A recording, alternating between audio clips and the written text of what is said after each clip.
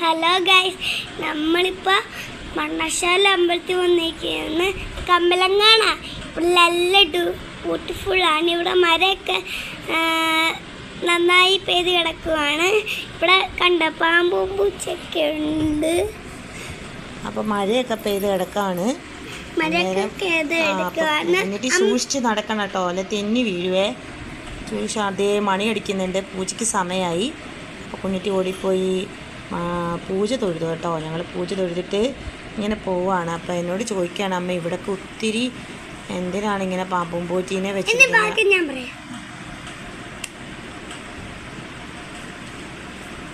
കുഞ്ഞുട്ടി ഇതിലേക്കൂടെ നടക്കുന്നു കണ്ടോ. കുഞ്ഞുട്ടി താഴെ ഇറങ്ങും, കുഞ്ഞുട്ടി തെന്നി വീഴും. കുഞ്ഞുട്ടി താഴെ ഇറങ്ങ്. ശരി, നീ ബാക്കി പറയാമെന്ന് പറഞ്ഞില്ലേ, അപ്പം പറയും ബാക്കി എന്തൊക്കെയാന്ന് എനിക്ക് അറിയാവുന്നേ.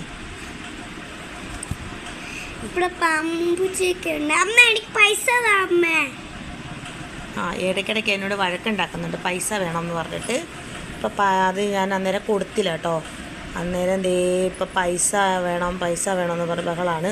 കാണിക്കവഞ്ചി ഇടാനാണ് കേട്ടോ. അപ്പം ഞാൻ ആ സമയത്ത് കൊടുക്കാത്തതിൻ്റെ ഒരു ദേഷ്യത്തിനാണ് എൻ്റെ പൈസ എടുത്ത് വലിച്ചെറിഞ്ഞിട്ട് പിണങ്ങി നിൽക്കുവാണ്.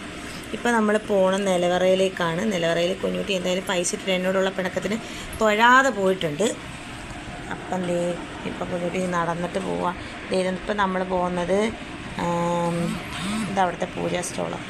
അവിടെ കുറേ കളിപ്പാട്ടങ്ങളൊക്കെ പണ്ടപ്പം പിന്നെ അവിടെ വഴക്കുണ്ടാക്കി അത് വേണം ഇത് വേണം എന്നൊക്കെ പറഞ്ഞിട്ട് ഇപ്പം നമ്മൾ അപ്പുപ്പൻകാവിലേക്കാണ് പോകുന്നത് കേട്ടോ. അപ്പം അതിൻ്റെ ഇടയ്ക്ക് കുഞ്ഞുട്ടി വിശക്കുന്നു എന്ന് പറഞ്ഞിട്ട് വഴക്കുണ്ട് കേട്ടോ. ഇവിടെ നല്ല മഴയൊക്കെ പെയ്ത് നല്ലൊരു എന്താണ് പച്ച കളറിലൊക്കെ മരവും ഇലയൊക്കെ കാണുമ്പോൾ നമുക്ക് കണ്ണിനൊക്കെ ഒരു കുളിർമയാണ്.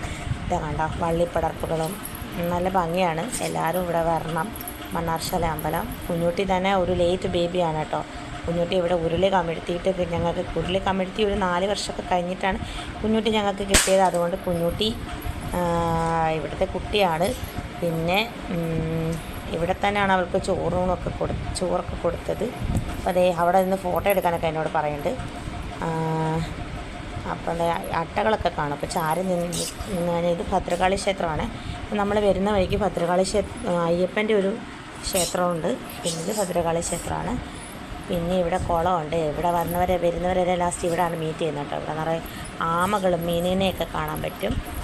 അപ്പം നമുക്കറിയാലോ സർപ്പക്കാവുകൾ സംരക്ഷിക്കേണ്ടതിൻ്റെ ആവശ്യകത.